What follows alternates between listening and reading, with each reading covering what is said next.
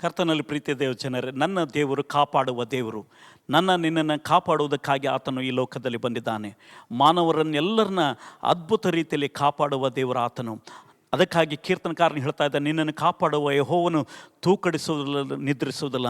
ನಾವು ಅನೇಕ ಸಾರಿ ನಾವು ಭಯಂಕರವಾದ ಸ್ಥಿತಿಯಲ್ಲಿರುವಾಗ, ಕಷ್ಟದಲ್ಲಿರುವಾಗ, ಬಲಹೀನತೆಯಲ್ಲಿರುವಾಗ, ಸೋಲುಗಳ ಸಮಯದಲ್ಲಿರುವಾಗ ದೇವರು ನಮ್ಮನ್ನು ಕಾಪಾಡುವ ಆತನಾಗಿದ್ದಾನೆ.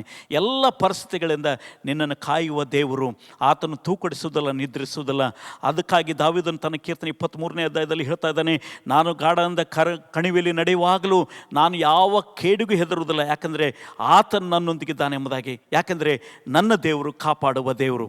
ಆತನ ಕಾಪಾಡುವಿಕೆಯ 3 ಅದ್ಭುತವಾದ ಸಂಗತಿಗಳನ್ನು ನಾವು ನೋಡ್ತಾ ಇದ್ದೇವೆ. ಯೋಬನ ಗ್ರಂಥ 1ನೇ ಅಧ್ಯಾಯ 10ನೇ ವಚನದಲ್ಲಿ ಸೈತಾನನು ದೇವರ ಮಕ್ಕಳನ್ನು ದೇವರು ಯಾವ ರೀತಿಯಲ್ಲಿ ಕಾಪಾಡ್ತಾನೆ ಎಂಬುದಕ್ಕಾಗಿ ಒಂದು ಅದ್ಭುತವಂತ ಉದಾಹರಣೆಯನ್ನು ಸೈತಾನ ಹೇಳ್ತಾ ಇದ್ದಾನೆ. ಯೋಬನ ವಿಷಯದಲ್ಲಿ ಸೈತಾನ ಮಾತನಾಡುತ್ತಾ, ನೀನು ಅವನಿಗಿರುವ ಅವನ ಕುಟುಂಬಕ್ಕೂ ಅವನಿಗಿರುವ ಸ್ವಾಸ್ಥ್ಯಕ್ಕೂ ಬೇಲಿ ಹಾಕಿದ್ದೀಯಲ್ಲ ಎಂಬುದಾಗಿ, ಮತ್ತು ಅವನು ಕೈ ಹಾಕುವ ಎಲ್ಲ ಕಾರ್ಯಗಳನ್ನು ನೀನು ಸಫಲಪಡಿಸ್ತಾ ಇದ್ದೆ ಎಂಬುದಾಗಿ. ದೇವರು ನಮ್ಮನ್ನು ಕಾಪಾಡುವ ವಿಧಾನ ಮೊದಲನೇದಾಗಿ ನಿನ್ನ ಸುತ್ತಲೂ ಬೇಲಿಯನ್ನು ಹಾಕಿ ಕಾಪಾಡುತ್ತಾನೆ. ನಿನ್ನ ಕುಟುಂಬದ ಸುತ್ತಲೂ ನಿನ್ನ ಮಕ್ಕಳನ್ನು, ನಿನ್ನ ಕುಟುಂಬವನ್ನು ಸಂರಕ್ಷಿಸುವ ದೇವರು, ಕಾಪಾಡುವಂಥ ದೇವರು, ನಿನ್ನ ಕುಟುಂಬಕ್ಕೆ ಸುತ್ತಲೂ ಬೇಲಿ ಹಾಕಿ ಕಾಪಾಡುವ ದೇವರಾಗಿದ್ದಾನೆ. 3ನೇದಾಗಿ ನಿನಗಿರುವ ಸರ್ವ ಸಂಪತ್ತಿಗೂ ಆತನು ಬೇಲಿ ಹಾಕಿ ಕಾಪಾಡುವ ಆತನಾಗಿದ್ದಾನೆ. ಸೊ ಹಾಗಾಗಿ ಪ್ರಿಯ ಸಹೋದರ ಸಹೋದರಿ, ಪ್ರಿಯ ದೇವರ ಮಕ್ಕಳೇ, ಭಯಪಡುವ ಅವಶ್ಯಕತೆ ಇಲ್ಲ. ನನ್ನನ್ನು ಕಾಪಾಡುವ ದೇವರೊಬ್ಬನಿದ್ದಾನೆ. ನಾನು ಯಾವುದೇ ಸಮಯದಲ್ಲಿ ಎಂಥ ಪರಿಸ್ಥಿತಿಯಲ್ಲಿದ್ದರೂ ಕೂಡ ನನ್ನನ್ನು ಮೇಲೆ ಕೆತ್ತಿ ಕಾಪಾಡುವ ದೇವರೊಬ್ಬನಿದ್ದಾನೆ ಎಂಬುದಾಗಿ ಭಯಪಡಬೇಡ. ಆತನನ್ನು ಕಾಪಾಡುವ ದೇವರಾಗಿದ್ದಾನೆ. ಮತ್ತಾಯನ ಬರೆದ ಸುವಾರ್ತೆ 23ನೇ ಅಧ್ಯಾಯ 37ನೇ ವಚನದಲ್ಲಿ ಆತನು ತನ್ನ ರೆಕ್ಕೆಗಳನ್ನು ಒದಗಿಸಿ ನಮ್ಮನ್ನು ಕಾಪಾಡುವ ದೇವರು ಎಂಬುದಾಗಿ. ರೆಕ್ಕೆಗಳಿಂದ ನಮ್ಮನ್ನು ಕಾಪಾಡುವ ದೇವರು.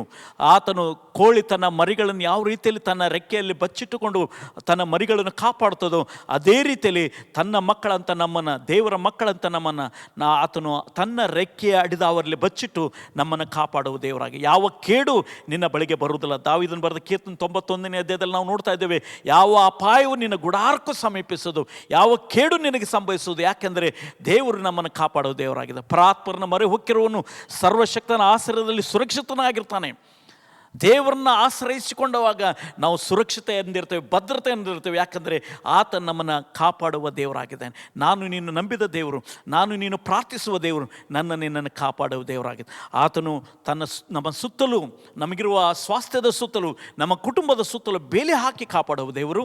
2ನೇದಾಗಿ ತನ್ನ ರೆಕ್ಕೆಗಳ ಒದಗಿಸಿ ನಮ್ಮನ್ನು ಕಾಪಾಡುವ ದೇವರು ಎಂಬುದಾಗಿ ಮತ್ತಾಯನ ಬರೆದ ಸುವಾರ್ತೆ 23ನೇ ಅಧ್ಯಾಯ 37ನೇ ವಚನದಲ್ಲಿ ನಾವು ನೋಡ್ತಾ ಇದ್ದೇವೆ. ಅದೇ ರೀತಿಯಲ್ಲಿ ದಾವೀದನು ತನ್ನ ಕೀರ್ತನೆ 91ನೇ ಪರಾತ್ಪರನ ಮೊರೆ ಹೊಕ್ಕಿರುವನು ಸರ್ವಶಕ್ತನ ಆಶ್ರಯದಲ್ಲಿ ಸುರಕ್ಷಿತನಾಗಿರ್ತಾನೆ. ಅವನಿಗೆ ಯಾವ ಅಪಾಯವೂ ಸಂಭವಿಸುವುದಿಲ್ಲ.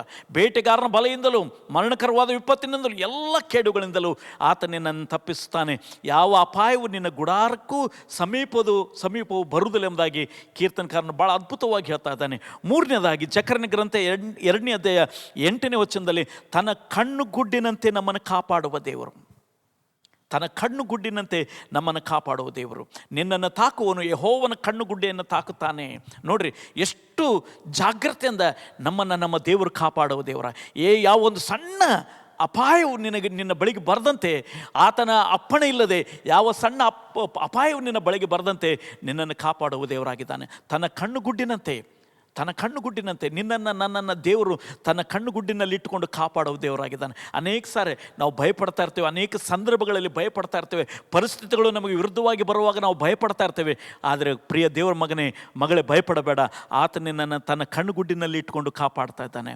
ಆತನ 2 ವಿಷಯಗಳು, ದೇವರ ಮಕ್ಕಳನ್ನು ದೇವರು ತನ್ನ ಒಂದು ಕಣ್ಣುಗುಡ್ಡಿನಲ್ಲಿ ಇಟ್ಕೊಂಡಿದ್ದಾನೆ. ಅದಕ್ಕಾಗಿ ಆತನು ನನ್ನ ಮಕ್ಕಳನ್ನು ತಾಕುವನು ಯೆಹೋವನ ಕಣ್ಣುಗುಡ್ಡಿಯನ್ನು ತಾಕುತ್ತಾನೆ ಎಂಬುದಾಗಿ. ಇನ್ನೊಂದು ವಿಷಯದಲ್ಲಿ ದೇವರ ವಾಕ್ಯ ಹೇಳ್ತದೆ, ಆತನನ್ನು ತನ್ನ ಅಂಗೈಯಲ್ಲಿ ಚಿತ್ರಿಸಿಕೊಂಡಿದ್ದಾನೆ. ಆದ್ದರಿಂದ ನಾನು ನೀನು ಭಯಪಡುವ ಅವಶ್ಯಕತೆ ಇಲ್ಲ. 4ನೇದಾಗಿ ದೇವರ ವಾಕ್ಯದಲ್ಲಿ 2ನೇ ಅರಸುಗಳ ಗ್ರಂಥ 6ನೇ ಅಧ್ಯಾಯ 14ರಿಂದ 17 ವಚನಗಳಲ್ಲಿ ದೇವರ ಪ್ರವಾದಿಯಾದ ಎಲೀಷನಿಗೆ ವಿಷಯದಲ್ಲಿ ನಾವು ನೋಡ್ತಾ ಇದ್ದೇವೆ. ಅಗ್ನಿಮಯವಾದ ರಥಾಶ್ವಗಳಿಂದ ದೇವರು ಎಲೀಷನನ್ನು ಕಾಪಾಡಿದನು.